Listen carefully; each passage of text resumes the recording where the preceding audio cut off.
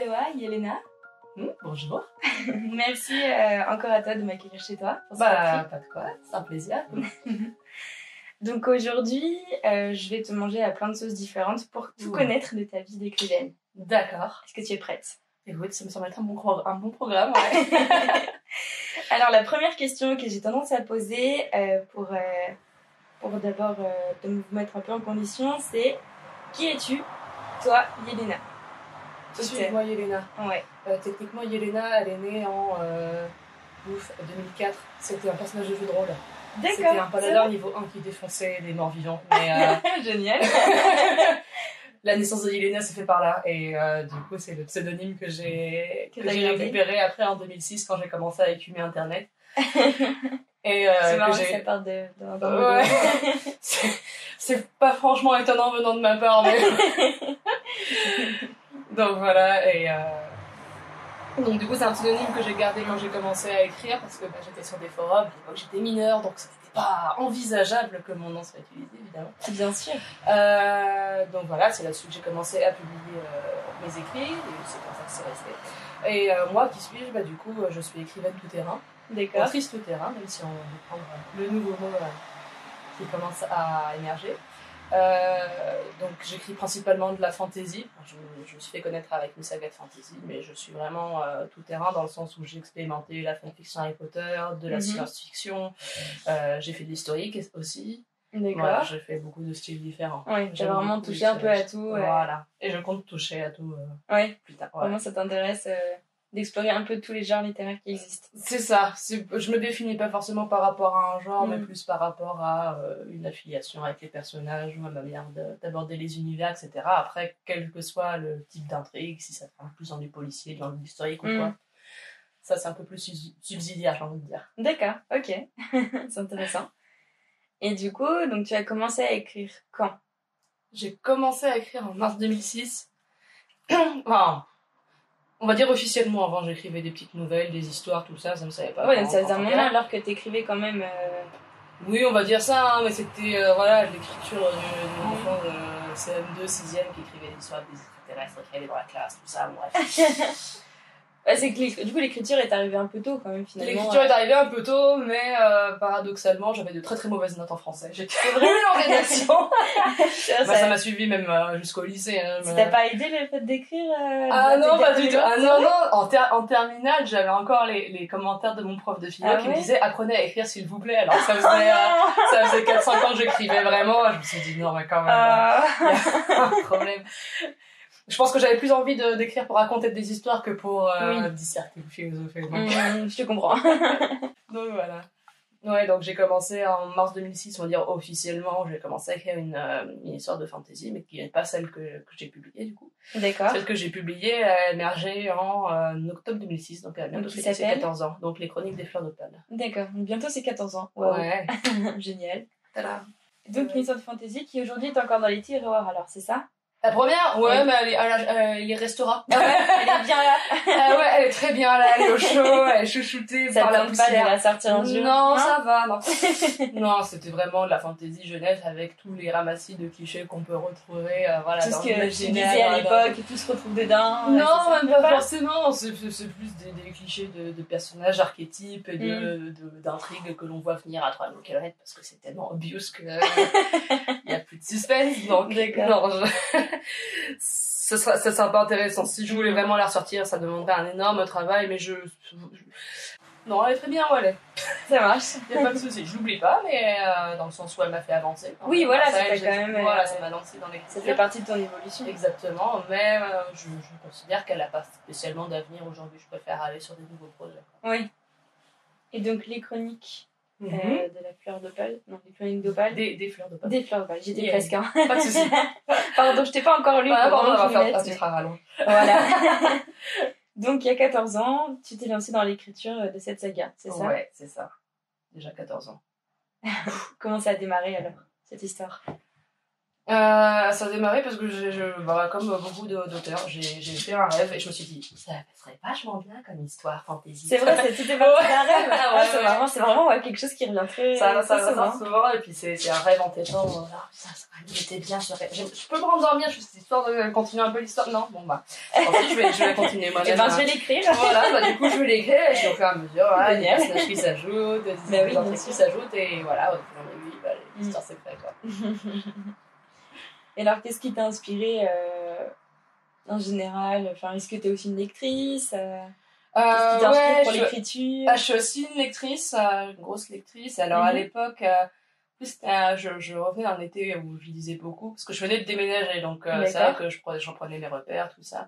Oui. Donc je me suis pas mal plongée dans la lecture cet été-là. Donc je me suis plongée notamment dans les livres de Mireille Calmel, qui est une autrice historique. D'accord.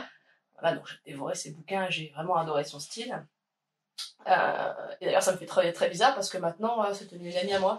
Ah, génial! Donc, on dédicace dans les salons ensemble, tout ça. Elle m'a redédicacé mes vieux bouquins qui sont tout jaunis, machin, à force de les avoir lus. C'est trop chouette, ça fait une super rencontre. Ah bah, ça a été... Alors, je l'ai déjà rencontré plusieurs fois avant même d'éditer, parce que je continue à vous lire ses bouquins, donc tous les ans, j'allais avoir son du livre. C'était une vraie fan. La fan numéro 1 qui pleure, en voyant, je suis trop contente de vous voir. Donc, et puis après, au fur et à mesure, en fait, on s'est retrouvés sur des salons en commun, et elle m'a dit, tu me rappelles de toi? Et puis du coup, elle m'a acheté mes bouquins. Ah là là, ça a dû te faire bizarre. Ah ouais, c'était un des plus beaux jours de ma vie. Ah, tu me dis. Mireille Calmel achète mes bouquins. Mireille Calmel, elle m'a dit Mireille Calmel, elle me tutoie et elle me dit, je sais plus comment elle m'avait appelé. Bon, bref, elle m'avait donné un surnom. Voilà. Alors là, ta vie était complète. Ta vie était complète. Là, ma vie était complète. Puis en plus, je l'ai revue là en février. On a redédicacé ensemble dans un salon. C'était cool, on a mangé ensemble. Et puis, je lisais aussi beaucoup de mangas à l'époque. Donc, tout l'aspect un peu fantasy autour des mangas, voilà. Des trucs pas prises de tête, on va dire ça comme ça. Ouais, vraiment. Qui m'ont pas mal inspiré aussi au niveau des visuels graphiques des univers, de toute la dynamique, etc. Donc ça m'a appris un petit peu à dispatcher mon action un peu de la même manière. D'accord. Voilà. À l'époque, c'était vraiment mes grosses inspirations. Ouais. Plus après, l'indétrônable Seigneur des Anneaux. Must have been pour tous les... Pour les auteurs, fantasy et fantastique. Voilà. C'est ça. Tu m'étonnes. Et du coup, donc, t'as commencé à écrire les chroniques des fleurs d'opale, depuis il y a 14 ans. Est-ce qu'au début, tu t'imaginais que ça allait être juste... donc ça allait être une trilogie, si je me trompe pas? Ouais. Ou c'était vraiment parti sur faire un premier tome, et puis voilà, très bien. Est-ce que... Comment tu imaginais la chose à ce moment-là? J'étais déjà partie pour faire une trilogie à l'époque. Aujourd'hui, j'ai complètement changé d'horizon. Mais j'étais partie pour faire une trilogie parce qu'à l'époque, il fallait que ce soit une trilogie. Je sais pas pourquoi il y avait ce mythe-là aussi. Les auteurs de fantasy font des trilogies. Mais bon. Je suis revenue là-dessus. Mais non, par contre, j'avais aucune idée que ça allait atterrir jusqu'à là. Ouais. Ouais, non, pas du tout. Parce que du coup, à l'époque, j'étais sur un forum. Alors à l'époque, j'étais fan d'Eragon aussi. J'avais lu Eragon. Ce fameux été 2006. J'ai pas mal aimé aussi. Donc j'étais une grande fan à l'époque. Puis en fait, le forum petit à petit s'est mis à déconstruire l'œuvre. Et au final, sur le forum, plus personne n'aimait Eragon. Donc on était là. Si, c'était terrible. C'était terrible. On est tous devenus des anti-Eragon sur un forum de fans d'Eragon. C'était terrible. Ah mince. Donc je suis restée pas mal de temps sur ce forum où j'ai rencontré beaucoup de gens et où j'ai commencé à publier la fameuse première histoire, etc. Et quand je l'ai terminée, on m'a dit une autre. Bon, ça tombe bien, j'en ai une que je suis en train d'écrire. Donc j'ai commencé à publier les chroniques des fleurs d'opale dessus, donc j'ai eu mon premier lectorat. Mais voilà, j'imaginais pas du tout que ça allait aller au-delà. Après, j'ai commencé à prendre connaissance du monde de l'édition parce que sur ce même forum d'Eragon, il est arrivé en 2007 une fameuse Samantha Bailly. Ah yes, oui, je la connais très bien. Voilà. Enfin, je la connais évidemment parce que je la suis. Voilà. Qui à l'époque n'était pas encore publié du tout. D'accord. Elle avait son premier bouquin, donc Oraison, qui allait sortir chez 1000 saisons, mais c'était même pas encore à l'époque. 1000 saisons n'existe pas vraiment, enfin, elle n'existe plus sous ce nom en tout cas. Donc, qui arrivait en quête aussi de conseils, de s'insérer dans une communauté, tout ça. Et c'est là que j'ai pris un peu connaissance, qu'est-ce que c'est le monde de l'édition. Mais pareil, je me suis dit, c'est pas pour moi. c'est trop inaccessible, on voyait ça un peu comme le Graal à l'époque. Trop élitiste. Ouais, même pas élitiste, mais c'était plus, de toute façon, j'arriverai pas. Alors, il y avait le côté aussi, quand on est sur un forum d'Eragon, donc Eragon, l'auteur, il a publié son premier bouquin à 13 ans. Donc il y a tout le côté un peu, waouh, moi aussi je peux y arriver, etc. Après, justement, le problème du forum, c'est qu'on a tout déconstruit et qu'on s'est dit, non, mais en fait, ses parents, ils sont éditeurs et ça a été écrit par un mec. Ah, bon, alors. Oui, donc, tout le monde, c'est pas tout le monde qui se retrouve dans cette situation. C'est ça, donc ça peut être un peu le mythe, on se dit, bon, bah, en fait, finalement, éditer à 13 ans, c'est peut-être pas si possible que ça. Mais, donc voilà, c'était un rêve de loin, mais un peu perdu de vue. Voilà. Et du coup, donc, quand tu as commencé à partager ta première histoire, donc voilà, les gens t'en ont réclamé la suite. Et donc, ensuite, qu'est-ce que tu leur as partagé? Alors, du coup, il me semble que tu n'as pas partagé les chroniques des fleurs de Pâques tout de suite. Si. Alors, j'ai fait le premier jet que j'ai publié entièrement sur le forum. Alors, je l'ai retiré depuis. Et en fait, il en est venu un point où je me suis dit, non, mais en fait, les gens, ils aiment mon histoire parce qu'ils me connaissent du forum, ils ont interagi avec moi. J'ai envie de repartir à zéro pour voir ce que ça donnerait en fait. D'accord. C'est donné un vrai défi en fait. Je me suis donné un vrai défi. Du coup, j'ai migré sur une plateforme qui s'appelle Skyrock. D'accord. C'est vieux tout ça. C'est vieux, hein, ça donne. Ah bah oui, 2008. Hein, j'ai connu aussi. Voilà. Donc, dans la fin des années 2000, du coup, il y avait tout le développement de la blogosphère littéraire. Voilà, sur Skyrock. C'est comme ça. Donc, on était beaucoup d'auteurs finalement. D'accord. Et en fait, je me suis lancé le défi de tout réécrire les fleurs d'opale. D'accord. J'ai dit non, je suis pas. Enfin, j'étais plus satisfaite du tout de du mon texte, écriture. Plus. Voilà, donc j'ai tout recommencé depuis le début. D'accord. J'ai tout réécrit. Mais du coup, cette fois sur Skyrock, en me disant voilà, c'est des gens qui ne connaissent pas. Je republie un texte. Et pareil, en fait, c'est beaucoup de succès, je m'y attendais pas. Et voilà, ça a continué comme ça. Donc, comme je t'ai expliqué, j'ai eu pas mal de soucis au niveau de plagiat. Donc c'est des gens qui venaient prendre ton histoire et qui la postaient ailleurs en disant c'est la mienne. Voilà, exactement. Donc c'est que les textes, et puis on peut en ailleurs. Le truc le plus hallucinant que j'ai vu, c'était une fille. Alors elle avait quand même réécrit l'histoire. Elle avait fait exactement la même intrigue. Exactement le même film, mais elle avait juste changé un peu les noms. D'accord. Histoire de dire des villes, des personnages, des espèces, mais en fait je me disais c'était exactement la même chose quoi. Donc elle avait, c'est incroyable. C'est loin l'effort quand même. Oui. Mais il faut aller loin dans la connerie quoi. Enfin... C'est ça, voilà. Mais du coup il y en a eu pas mal, donc je me suis un peu prémunée de tout ça et j'ai juste laissé le début de l'histoire et puis j'ai créé un espèce de groupe secret pour ceux qui voulaient lire la suite. Ok, mais par contre je contrôlais vraiment un peu ton œuvre quoi. Voilà, ceux qui pouvaient y avoir accès. Voilà. D'accord. Donc ça, ce premier tome-là, quand tu as commencé à le mettre sur Skyrock, ça date de quand? 2008. 2008 ouais, fin 2008. Et puis, le blog, je l'ai tenu jusqu'à tard, parce que j'ai fini l'histoire... Je l'ai fini quand? Le tome 1, j'ai fini de l'écrire en 2011. D'accord. Donc tu as tenu 2 ans? Ouais, j'ai pour tenu ton premier 2 ans, tome sur cette plateforme-là? C'est ça. Après, j'ai continué à rester sur Skyrock pour d'autres trucs, tout ça. Mais... ouais. Donc voilà. Et après ce premier tome, t'as enchaîné sur le deuxième? J'ai enchaîné un peu sur le deuxième, ouais, mais en fait, il est arrivé à un point où je me suis dit non, en fait, il faut vraiment que je reprenne le premier. Je peux pas aller plus loin que dans le deuxième pour l'instant. Donc en fait, je me suis un peu coupée au milieu et puis j'ai eu une période de gros silence. Radio où il ne s'est rien passé du tout au niveau écriture des fleurs. Et c'est pour ça, du coup, que les lecteurs m'ont demandé une autre. Bon, d'accord. Alors, cette fois, je vais partir dans différentes directions. Ouais. J'avais commencé, du coup, à écrire des histoires donc, historiques. D'accord. Historique. J'avais écrit de la science-fiction un peu horrifique aussi. Des petites nouvelles par-ci par-là. D'accord. Mais après, le gros projet qui a suivi, c'est la fanfiction Harry Potter. Oui, la fameuse. fameuse. On te connaît aussi pour ça aujourd'hui. Alors, dis-nous en plus. Du coup, c'est parti, pourquoi, comment Donc à l'époque, sur Skyrock, il y avait beaucoup de blogs littéraires, de blogs d'écriture, et il y avait des blogs d'aide et donc, ce qu'on appelait des répertoires. Donc, d'accord. Les répertoires, en fait, les gens s'inscrivaient avec leurs histoires et on était du coup affichés sur le blog qui répertoriait justement toutes les histoires du web. Et petit bonus, selon les répertoires, on pouvait avoir une chronique de la personne qui tenait le blog. Ah. Donc si en plus la personne donnait une chronique positive, c'était encore plus cool. Et oui, c'était encore mieux. Voilà, selon la notoriété du répertoire, du coup, si on s'inscrivait, déjà c'était chouette, et si on avait une bonne chronique, c'était encore plus chouette. On avait beaucoup de monde qui venait. Et du coup, en fait, ce qui s'est passé, c'est que j'ai rencontré beaucoup de répertoires sur lesquels les fleurs figuraient, donc il n'y avait pas de souci. Et par contre, sur les formulaires d'inscription, il y avait marqué les fanfictions sont interdites, nous considérons que ce sont des écrits médiocres qui ne méritent pas d'avoir leur place sur notre répertoire. Ah oui, d'accord.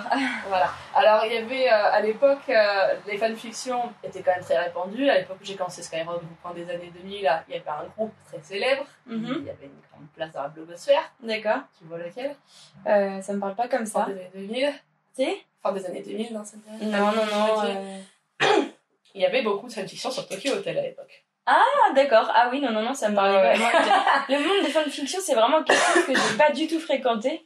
Enfin, ou très peu, et les très peu m'en a vite dégoûté. Parce que je tombais sur des textes, je me suis oulala, c'est bizarre. Et du coup, je connaissais absolument pas. D'accord, il y avait donc beaucoup de fanfictions sur Tokyo Hotel à l'époque, sur Skyrock. Et après, ça a dérivé sur d'autres fandoms. Harry Potter avait quand même une grande place là-dedans. Après, il y a eu les fanfictions Twilight aussi. Oui, bah j'imagine. De toute façon, dès qu'il y a un univers assez important, avec pas mal de fans, j'imagine qu'il y a pas mal aussi de... Pas mal de fanfictions. Donc, quand t'as vu ça, tu t'es dit... Bon, ok, c'est des écrits médiocres, bah moi je vais vous prouver que c'est pas vrai. Voilà, c'est ça. C'est vrai, t'aimes bien te lancer des défis. J'adore me lancer des défis, je fonctionne que sur le challenge. C'est vrai. Faut pas te lancer de chiche alors, parce que tu fonces tête première. Voilà. C'est bon à savoir. Donc voilà, donc j'ai commencé ma fanfiction Harry Potter et... Qui s'intitule Demantis-Asiem. D'accord. Et qui aujourd'hui, du coup, la fanfiction francophone la plus longue publiée sur internet. Donc elle a dépassé la saga Harry Potter en fait. C'est vrai? Oui. Elle est vraiment inspirée alors. Ouais. Il y avait beaucoup à raconter. Et donc, est-ce que tu veux bien nous la présenter un peu cette fanfiction? Où est-ce qu'elle se situe? Pourquoi? Comment? Alors du coup, ça se passe juste après la guerre, donc en 1998. D'accord. Donc on est juste après le dernier tome, vraiment. Voilà, pas après l'épilogue, mais après le dernier chapitre, du coup, on est en septembre 1998.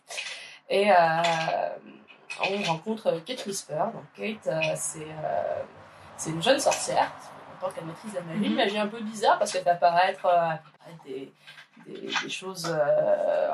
avec une lumière blanche un peu scintillante. C'est pas une magie très habituelle, mais bon, pour elle, pas... voilà. C'est de la magie, quoi. C'est de la magie, voilà. Et le problème, c'est que du coup, pendant la guerre, elle a dû se cacher dans une maison, dans une cave avec sa mère. Donc, sa famille est un peu particulière, parce que son père est un ancien serpentard. D'accord. Et sa mère est une moldue. Donc déjà, que le couple est assez atypique. Mais le problème, c'est que du coup, en tant qu'ancien serpentard, le père a failli se faire enrôler pendant la guerre, donc les mélangements le cherchaient, etc. Lui, il faisait pas partie de la Phoenix ou quoi, mais c'est vrai qu'il était plus dans la résistance, parce que sa femme était moldue et sa fille est sans mêlée, donc à partir de là, voilà. Tout est mis, finit bien, la guerre se termine, donc elle est toute contente, elle va pouvoir aller à Poudlard alors qu'elle en rêvait et que ça lui paraissait être un rêve inaccessible. Pendant la guerre, elle a vécu des terribles traumatismes en fait. C'est ça. Et du coup, elle arrive à Poudlard, toute contente, donc un Poudlard un peu dévasté qui se reconstruit petit à petit. Et oui, du coup. Et toute contente, elle passe sur le choix donc en dernière, parce que W c'est une lettre... Donc elle est la toute dernière à passer, tout le monde est content, voilà. Et elle passe au chapeau, et le chapeau annonce en fait une maison qui n'existe pas. Ah d'accord. Bon, qu'elle se dit, et merde, moi qui pensais que tout allait devenir normal à partir de là, et non. Donc toute l'histoire va reposer en fait sur qu'est-ce que cette nouvelle maison, d'où elle vient, pourquoi moi encore. Moi qui voulais une vie tranquille. Moi qui voulais une vie tranquille. Donc voilà, ça va être tout son périple et toute son aventure pendant les 7 années. Du coup, tu as créé une 5e maison. Du coup, j'ai créé une 5e maison. Est-ce qu'on peut avoir son nom? Ouais, elle s'appelle Papillombre. D'accord, c'est sympa. Violet argent. D'accord. Voilà, c'est la maison des rêveurs. Ah.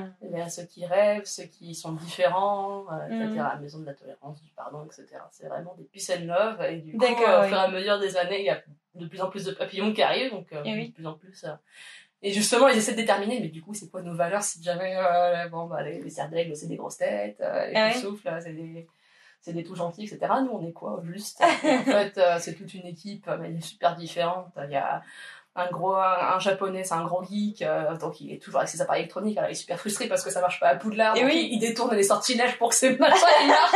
Il installe un home cinéma pour Morel, il fait plein de trucs là. Il y a une Irlandaise, hyper rentre dedans, qui insulte tout le monde. Il y a un petit bègue, il y en a un, au contraire, il vient d'une famille de Serpentards, donc il a honte de sa famille parce qu'il est pas allé à Serpentard. Enfin, bon, bref, il y a plein de personnages très très différents dans cette maison.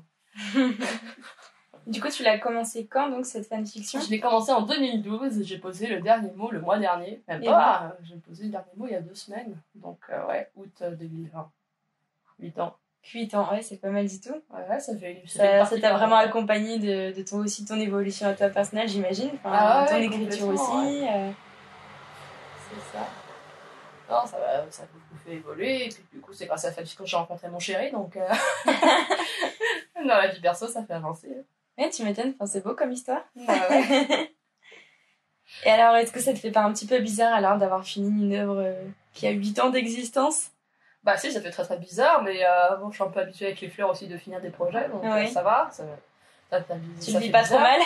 Je le vis pas trop mal pour l'instant. On va dire que je crois que j'ai pas encore tout à fait atterri. T'as encore la tête dedans. C'est ça, parce que du coup j'ai pas encore publié la fin, je la publierai en octobre. D'accord. Le temps que je la corrige, on va faire un live YouTube, donc en fait il va y avoir une grosse soirée autour de la publication, ça va être un gros événement. Bah oui, parce qu'il faut fêter un petit peu ça. C'est ça. Donc je pense que ça sera, après il y aura la retombée, ah oui, là c'est fini, ça c'est fini. Mais bon, ça sera l'occasion de passer sur d'autres projets. Et oui, et donc les Chroniques des Fleurs d'Opale, donc t'as 3 tomes aujourd'hui, c'est ça? Ouais, j'ai 3 volumes, ouais. Donc c'est vraiment une trilogie finie où tu comptes avoir une suite? Pas du tout, non. Alors, c'est pas du tout une trilogie déjà. D'accord. En fait, il y a 3 volumes, mais les 3 volumes, c'est pas qu'ils ont rien à voir les uns avec les autres. C'est que, en fait, le premier tome est tellement gros que j'ai dû le diviser en 2. D'accord. Oui, d'accord. En fait, là, le premier tome, c'est un énorme pavé. Je me suis dit, bon, là, c'est pas possible. On peut pas l'imprimer en une seule fois, donc je vais le couper en 2. D'accord. Et même le deuxième volume, donc la partie 2 du tome 1, est tellement énorme que, en fait, je me suis posé la question, est-ce que je le divise en 3, du coup, tome 1 en 3 volumes, parce qu'il est vraiment trop gros. D'accord. Et en fait, le troisième volume, c'est la première partie du tome 2. D'accord. Voilà. Ah oui. Donc ça a rien à voir. Et alors après, je sais pas si je vais partir sur une trilogie ou pas. Pour l'instant, je vais m'arrêter à 2 tomes. Après, on verra. Mais le principe des Chroniques des Fleurs d'Opale, c'est que tous les tomes sont indépendants les uns des autres. D'accord. Est-ce que du coup, tu peux nous présenter un peu cette saga? Oui. Alors ça se passe dans un monde magique, fantasy, etc. D'accord. Comme on les connaît bien, avec une ambiance un peu médiévale, etc. Et puis l'existence des dieux est admise. D'accord. Même en fait, la religion est très présente là-bas. Et la religion consiste en un panthéon de 4 dieux principaux qui représentent les éléments, donc terre, eau, air. Et dessus, il y a une grande déesse aveugle qui est la déesse de l'équilibre et du destin. Les dieux aiment beaucoup se mêler des affaires des mortels. En fait, chaque dieu a créé son propre peuple. Il y en a un qui a commencé, l'autre a fait ah ouais, moi je vais faire pareil. Du coup, il a créé son propre peuple, machin. Donc, qui ont occupé le continent. Et les dieux aiment beaucoup se mêler à la destin des mortels, ici et là, sachant qu'on est dans un monde donc où tous les mortels ont leur destin qui est déjà filé par la grande déesse aveugle. On ne peut pas échapper à son destin. Si des choses nous arrivent, c'est qu'il y a une raison. D'accord, ok. Et dans ce monde-là, donc, va naître Diftil. Donc, Diftil, c'est une jeune fille qui appartient au peuple de l'air.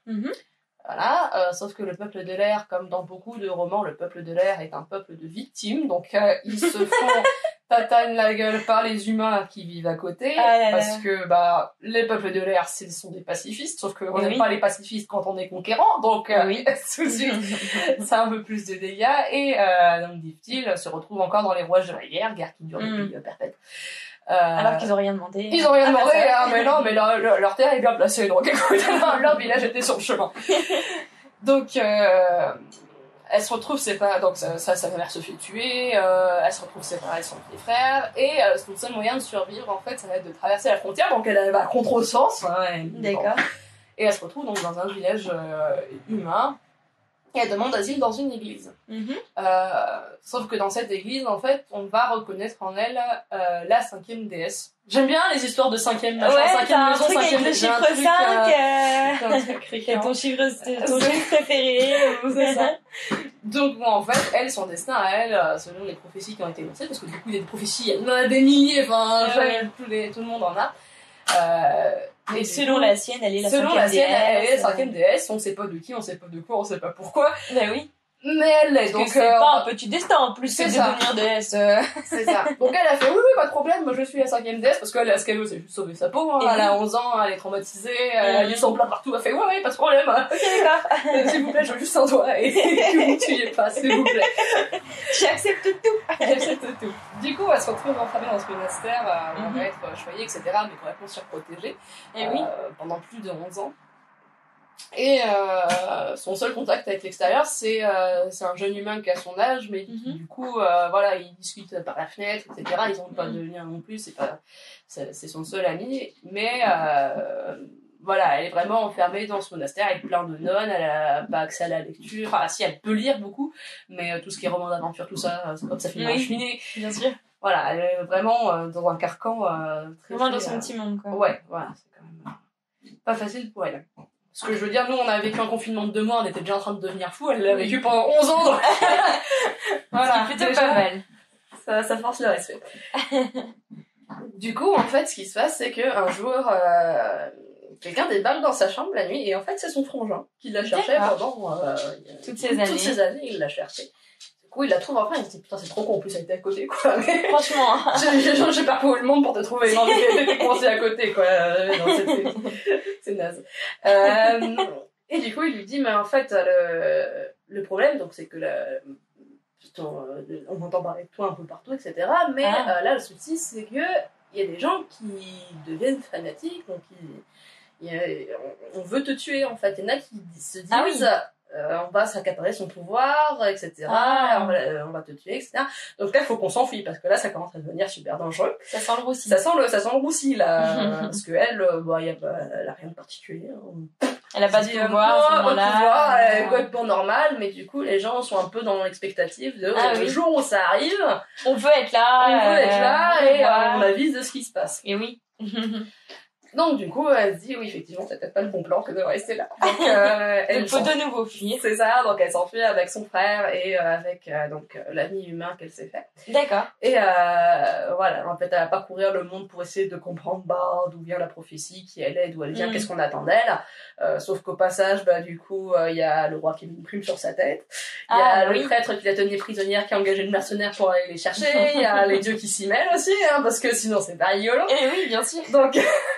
voilà, c'est toute sa quête initiatique d'identité et de je cherche à m'enfuir de tout et de mon propre destin tant qu'à faire, hein, parce que elle sa vie elle veut juste la passer dans un petit cottage au bord de la mer, vivre tranquille avec sa famille, puis elle se dit en fait je crois que ça va pas être tout à fait ça le programme, ça va pas être si paisible que ça va pas être si paisible et le monde est plein de mystères et de cruauté aussi, donc elle redécouvre le monde avec beaucoup de candeur, de naïveté, elle fait confiance à tout le monde, comme elle a été enfermée pendant une dizaine d'années. C'est ça, donc elle, peace and love, bisounours, tout ça, le monde est gentil, et là, en fait, on déconvenue, parce que le monde est pas si joli que ça. Bien sûr. Donc voilà, et puis, donc ça, c'est le premier tome, ça va être vraiment autour de l'histoire de cette jeune femme, et après, le tome 2, ça va être une génération suivante, donc on reste dans le même univers, mais ça va être une autre intrigue, d'autres personnages, etc. Donc c'est pour ça que tu disais qu'ils sont vraiment indépendants les uns des autres, voilà, c'est pas un souci. Voilà, on peut commencer par le deuxième, il n'y a pas de souci, selon les thèmes qu'on préfère en fait. D'accord. Voilà. Donc dans le deuxième tome, c'est plus quel genre de thématique? Alors dans le premier, donc on est beaucoup plus sur la quête initiatique, aventure et romance, il y a quand même pas mal de romance dans le tome 1, on va pas se mentir, hein, et ça a rebuté une heure de temps, ça n'a pas posé de problème. Oui, il faut le savoir, il y a de la romance. Voilà, faut le savoir, je préfère prévenir maintenant qu'il y a de la romance, parce qu'il y en a qui ont été un petit peu... les gros allergiques à la romance ont eu des soucis. Ouais, et là, je peux les comprendre, moi j'ai tendance à être un peu allergique, donc voilà, c'est ça, je vois l'idée. Si tu t'y attends pas, ça peut être voilà, difficile. exactement. Parce que du coup, dans cette histoire de fantasy, en fait, ce que j'ai essayé de développer, ce qui me gonflait au niveau des clichés, c'était d'avoir toujours le couple de tourtereaux qui se tourne autour, et puis il fallait attendre vraiment la fin pour avoir le bisou. Et ça me gonflait. Donc en fait, ce que j'ai développé plutôt, c'est le couple se forme dès le début. Et en fait, on voit l'évolution du couple avec l'aventure, parce que bah, du coup, il passe beaucoup d'événements, parfois même très traumatiques. Bien sûr. Et donc, comment le couple va un peu survivre par rapport à tout ça dans une aventure de quelle initiative, quoi.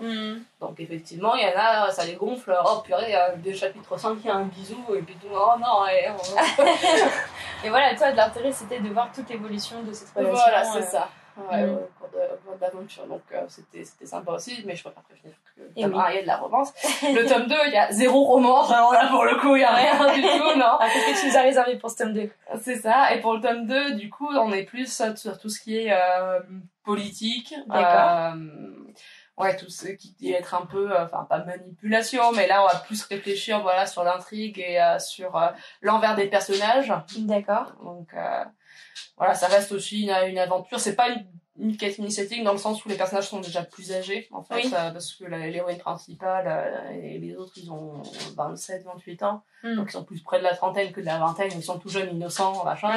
Ils ont déjà un peu plus de bagages, déjà plus affirmés, avec des convictions assurées, etc. Voilà. Et en fait, le thème principal du tome 2, c'est être un héros, qu'est-ce que c'est, du coup? D'accord. Est-ce que, parce que du coup, bah, c'est l'histoire de la fille de la déesse, mais du coup, elle a déjà sa place en tant que fille de déesse, mais comment elle peut faire pour s'affirmer, comment elle peut prouver qu'elle est héroïne et qu'elle mérite sa place. Elle est héroïne d'ailleurs aux yeux de qui? Aux yeux de sa famille. Est-ce qu'elle est héroïne aux yeux du peuple? Est-ce que, voilà, en quoi ses choix vont faire d'elle une personne à part, ou qui mérite le respect, ou qui mérite le trône dont elle va hériter, en tant que fille de déesse, quoi. D'accord. C'est chouette. Et donc, tu souhaites poursuivre ensuite? Bah là, du coup, j'ai la partie 2 du tome 2 à poursuivre. Et après, on le verra pour d'autres tomes ultérieurs. J'ai beaucoup d'idées différentes. Donc, on est toujours sur la même lignée, en fait. C'est pour ça, les chroniques des fleurs d'opale, parce que bah, c'est une lignée de jeunes femmes qu'on suit selon les époques. D'accord. Donc, il y a beaucoup d'idées différentes. Mais après, est-ce que je les mettrai tout à l'écrit? Ça me demandera, je pense, beaucoup de temps. Mais on verra selon. Déjà, je vais m'arrêter, je pense, au tome 2. Je vais me faire une bonne pause, je vais passer à d'autres projets. Et puis, je verrai au fur et à mesure pour rajouter d'autres tomes. Ça marche. Et donc, par rapport à ces autres projets, t'as des choses qui sont plus développées, ou encore pour le moment, t'es sur l'ébauche d'idées ou Non, là, j'ai commencé une nouvelle histoire, du coup, je pensais pas à celle-là. Je pensais pas que j'allais commencer celle-là. J'ai 3000 projets en tête, et je me suis dit, bon, d'abord, on commence par celle-là, puis celle-là. Et puis celle-là est arrivée à la fin, et j'ai fait, oui, bon, bah, je vais commencer par elle, en fait. Est-ce qu'on peut avoir quelques infos dessus, ou c'est encore trop secret? Non, parce que j'ai un peu dévoilé, donc il n'y a pas de souci. Donc l'histoire se passe en 2050 dans notre monde. D'accord, donc c'est un monde futuriste. C'est un monde futuriste où nous avons réussi à trouver des moyens écologiques pour que la crise climatique se régule, on va dire ça comme ça. Plutôt chouette. Plutôt chouette, on a trouvé plein de moyens. Le souci, du coup, c'est que pour régler ça aussi, il a fallu mettre en place des lois plus restrictives. D'accord. Oui. Et en l'occurrence, il y a une loi par rapport à tout ce qui est procréation. D'accord.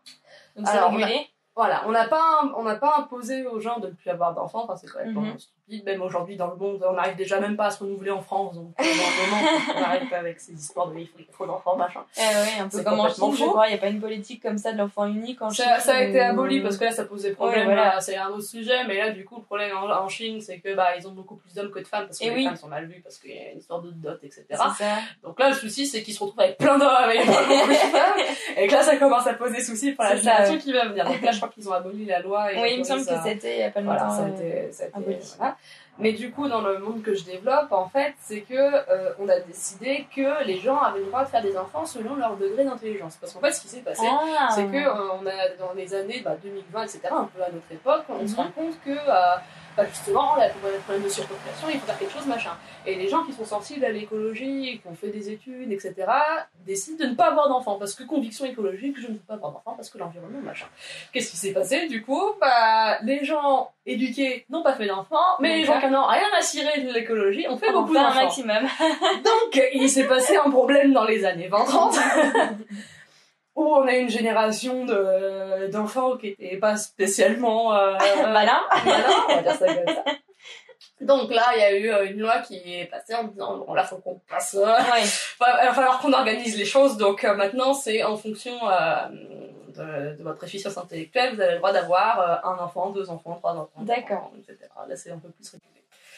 C'est ou même une zéro, espèce si de vous- test, et puis Voilà, ça détermine un du coup, peu il y a, ce que voilà, tu il y a peux faire. plusieurs tests après qui partent sur des orientations et puis il y a des tests définitifs pour te dire ok, t'as le droit de faire ton enfant.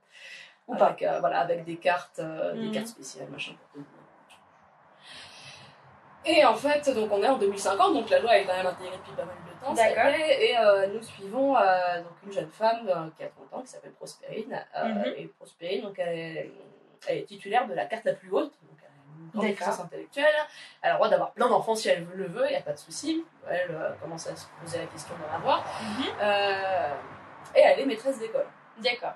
Elle est maîtresse d'école et sa classe, donc bon, le système scolaire a un peu changé, mais en gros, à la fin des 2 années où elle va avoir sa classe, elle a le fameux test de préorientation. Donc déjà, ça met une grosse pression, parce que les enfants vont être jugés là-dessus. Ah oui. Et parce que du coup, les personnes sont testées très tôt sur leur voilà, intelligence. c'est-à-dire qu'environ à la fin primaire, il y a une préorientation pour qu'on sache un petit peu les enfants, déjà, quelles sont leurs dispositions, et après, selon, on les oriente sur des parcours, justement. Et il y a un retest après qui est fait à leurs 18 ans pour confirmer. Pour leur attribuer ou pas le nombre d'enfants. C'est ça. D'accord, ok. Donc elle a à charge cette fameuse classe. Donc il y a plein d'enfants très très différents. Et en parallèle, donc du coup elle commence à se poser la question d'elle d'avoir des enfants avec son mari. Elle a sa meilleure amie qui elle aussi a une carte assez élevée, mais ne veut pas avoir d'enfant par conviction parce qu'elle n'en veut pas et qu'elle estime que sa vie c'est sa vie. Voilà. Elle ne veut pas. Elle est très bien sans. Elle est très bien sans. Mais du coup, voilà, c'est toute la question qui va se poser sur qu'est-ce que la parentalité, l'éducation, etc. Parce que du coup, ces enfants qu'elle a dans sa classe, elle va apprendre à les connaître et à voir qu'il n'y a pas que l'intelligence qui prime, en fait. Et oui. Voilà, il y a tout le côté de l'imagination, du rêve, etc. Parce qu'elle se rend compte au fur et à mesure que si on a réussi à vivre avec notre Terre, c'est parce qu'il y a des rêveurs qui ont mis en place des inventions pour qu'on puisse... vivre avec notre planète. Oui, puis il n'y a pas que la science finalement qui prime. C'est ça, c'est ça, qu'il n'y a pas que la science qui prime. Donc voilà, c'est toutes ces questions-là de notre place en société aussi. Donc, voilà, en gros le speech de base. D'accord, ça a l'air super intéressant, super captivant. Et du coup, tu as commencé à l'écrire? J'ai écrit les premières pages, je sais pas, très loin. J'ai juste commencé à écrire, je m'amuse beaucoup. C'est très très sympa comme style d'écriture. Super. Pour revenir sur par rapport à les chroniques des fleurs d'opale, donc c'est une saga que tu as auto-éditée. Comment tu as connu l'auto-édition? Alors, tout ça a commencé pour toi? Du coup, j'ai connu l'auto-édition il y a pas mal de temps sur des salons, parce que j'étais sur des salons littéraires vers la fin des années 2000 avec mon association d'écriture du coup à l'époque, et puis on pouvait rencontrer des auteurs indépendants, donc à l'époque c'était pas spécialement bien vu. Ah bien sûr, quand tu vois que c'est déjà le cas un peu aujourd'hui. C'est encore déjà le cas aujourd'hui, mais on a quand même une très très belle évolution. Ah oui, très, complètement. très positive. Et c'est vrai qu'à l'époque, l'édition indépendante était vraiment à ses balbutiements, donc il y avait des couvertures parfois un peu maladroites, des maquettes aussi un peu maladroites. Bon, voilà, il y avait quand même un petit fossé encore avec la qualité qu'on a moins aujourd'hui. Aujourd'hui, on donne un livre indépendant, on met un livre de maison d'édition à côté, et là, on voit pas la différence. Au contraire, on dirait... Waouh, le bouquin indépendant, il est encore vachement mieux. Mais on n'avait peut-être pas encore toutes ces possibilités à l'époque. Bien sûr. Donc ça a beaucoup évolué, et donc à l'époque, même visuellement, on pouvait avoir des préjugés, dans le sens où on disait l'auto-édition, du coup, c'est moins bien, c'est pour les auteurs qui ont raté, etc. Donc je suis revenue un peu sur mes jugements. Alors, et du coup, toi, tu les partageais ces jugements à ce moment-là? Ah oui, pour moi, j'étais carrément contre l'auto-édition. Pour moi, c'était non, mais C'est pour les voilà. nuls. C'est pas pour les nuls, je me disais, c'est pour ceux qui ont loupé l'édition et qui veulent absolument éditer leur bouquin, alors que j'étais plus dans une optique de, si on est refusé par une maison d'édition, c'est-à-dire que il faut qu'on retravaille, et que, voilà. Et donc je me disais, ces gens, en fait, ils veulent juste pas admettre qu'il faut qu'ils retravaillent, donc c'est une histoire d'ego. Voilà. C'était le raccourci que j'avais fait à l'époque. Et après, petit à petit, l'auto-édition s'est démocratisée. Il y a eu des plateformes. Alors à l'époque, c'était pas Ulule, c'était... Comment ça s'appelait? C'était avec la maison d'édition XO Édition. Ils avaient développé une plateforme. Bref. Et du coup, j'avais découvert Yuna Minai qui avait écrit Pandora. Donc c'est devenu une bonne amie à moi et qui a publié son bouquin grâce à cette plateforme dont j'ai oublié le nom. D'accord. Qui n'existe plus aujourd'hui maintenant. Elle est de chez Marthe. Du coup, j'avais dit, waouh, c'est classe. Et puis, elle a fait un très très beau bouquin. Ouais, là, on voyait que ça commençait à évoluer. C'était un hardback avec vernis sélectif, tout ça. Je me waouh. Elle dépote. Et donc, Yuna, aujourd'hui, elle tient à la boutique Terra Nostra, qui est quand même très connue. C'est une boutique de bijoux artisanaux. C'est très très très joli. Et donc, à partir de ce moment-là, j'ai commencé à changer un peu mon point de vue, parce que c'était une amie à moi, et elle faisait vraiment un très très beau bouquin. Ouais, donc tu t'es dit, finalement, c'est pas si dégueu. C'est pas si dégueu, et là, ça déchire par rapport aux autres bouquins des maisons d'édition. Là, il y avait quand même une belle qualité. Et donc, j'ai continué ma petite vie, tout ça, et puis les Chroniques des Fleurs d'Opale prenaient la poussière dans un tiroir, et puis...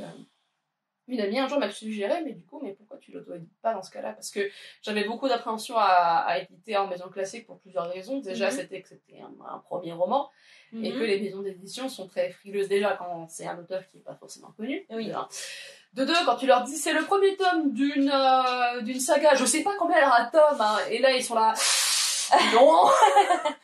Donc est-ce que tu l'avais envoyé en maison? T'avais envoyé ton manuscrit? Non, j'avais pas du tout envoyé mon manuscrit en maison, mais en fait... Pour ces raisons? Oui, pour ces raisons, mais c'était parce que je fréquentais le milieu à l'époque. J'avais des amis éditeurs, donc je savais quelles étaient les démarches, quels étaient les critères pour être édité. Il n'y avait pas de souci. J'avais même des éditeurs qui m'avaient demandé ce que je leur envoie le manuscrit, mais je restais toujours frileuse en me disant, je sais que je vais avoir ce frein-là. Et le troisième problème, c'est que c'est quand même un énorme pavasse.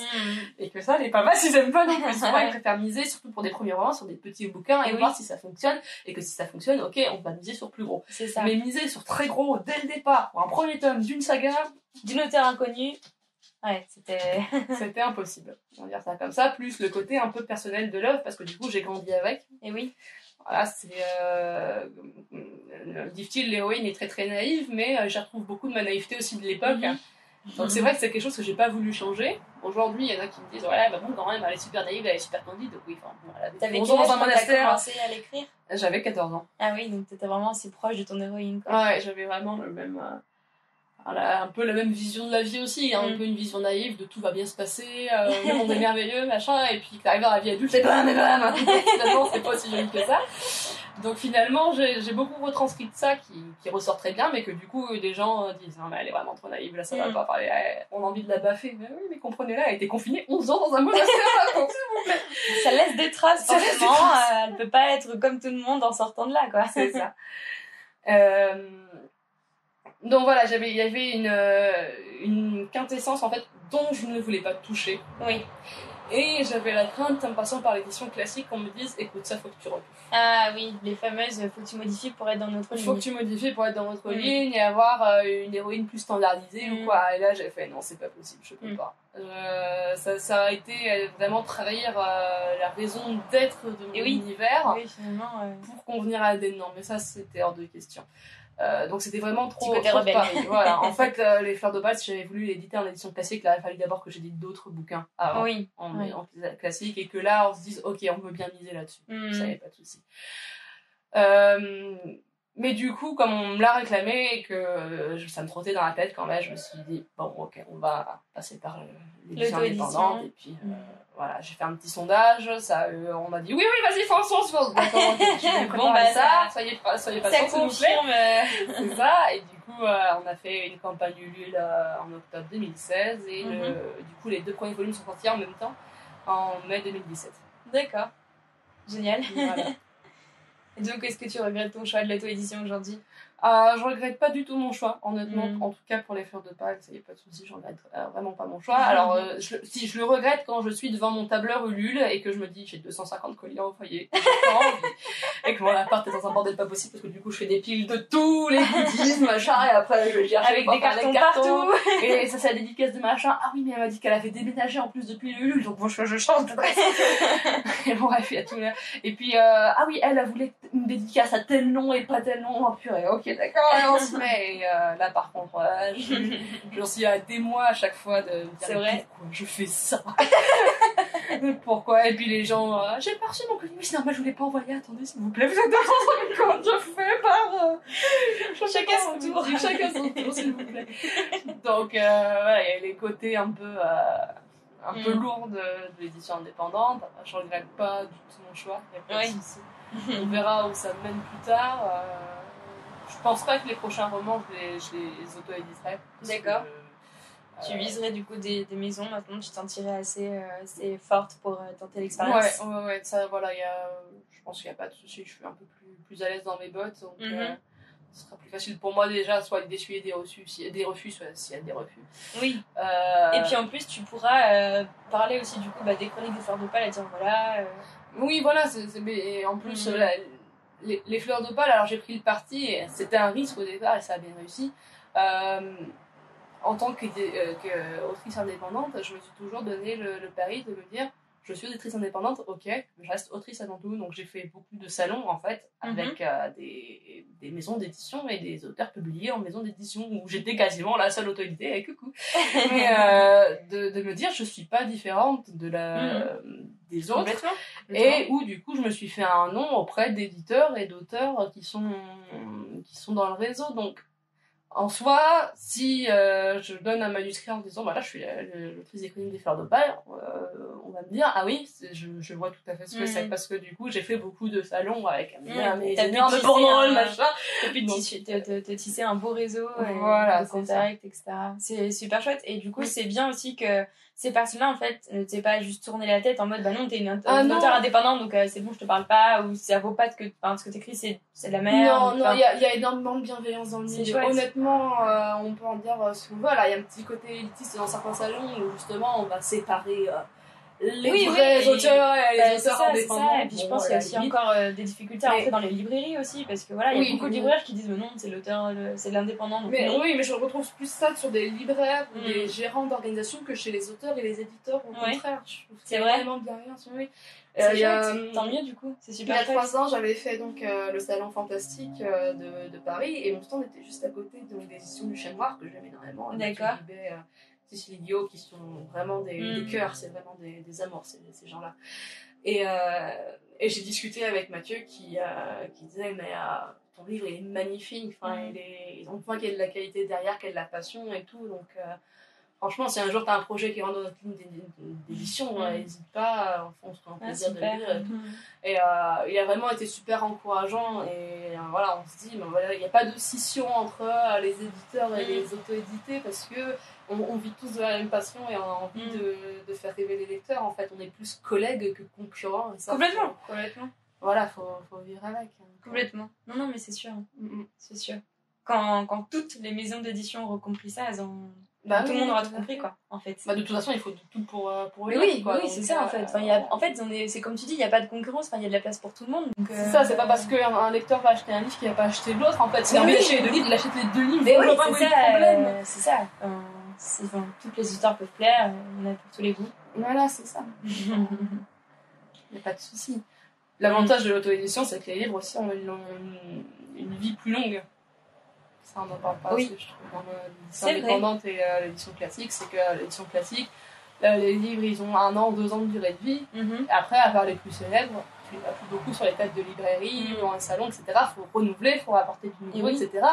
Mais finalement, ton bouquin, ta durée de vie, t'as 1 an, 2 ans pour avoir ton succès. Après, si t'as pas fait ton chiffre, on va pas te refaire ta diffusion, ta distribution, on va passer à autre chose pour refaire des sorties, pour avoir des lecteurs. Alors que l'auto-édition, là, mon bouquin, c'est 3 ans qu'il est sorti, il a toujours le même succès, et il roule toujours à la même vitesse. Et puis du coup, voilà, tu vas pas t'amuser à renouveler tous les 2 ans un nouveau livre, t'as ton univers, et tu viens chez quoi avec ton univers, etc. Voilà. Après, l'avantage de l'édition indépendante pour une saga de fantasy, c'est qu'on peut développer absolument tout ce qu'on veut. Là, C'est des clair. cartes, des codex, des bonus, tout ce qu'on veut. Là, C'est clair. Pas de problème. Il y a plein de possibilités. Exactement. On va arriver sur la fin du podcast. J'ai 3 dernières questions à te poser. Tu réponds pas, t'en fais ce que tu veux. Je te les pose et ensuite tu vois vraiment si elles t'inspirent ou pas. La première question, c'est qu'est-ce que tu dirais à la Yelena qui a commencé à écrire? La deuxième question, c'est comment tu t'imagines la Yelena du futur, dans l'écriture aussi. Et la toute dernière, ce serait si un auteur ou une autrice vient te voir, qui n'ose pas se publier et te demande conseil. Tu lui dirais quoi? D'accord. Question alors, tu te dis Elena du passé, bah écoute, continue comme ça, tu fais du bon travail.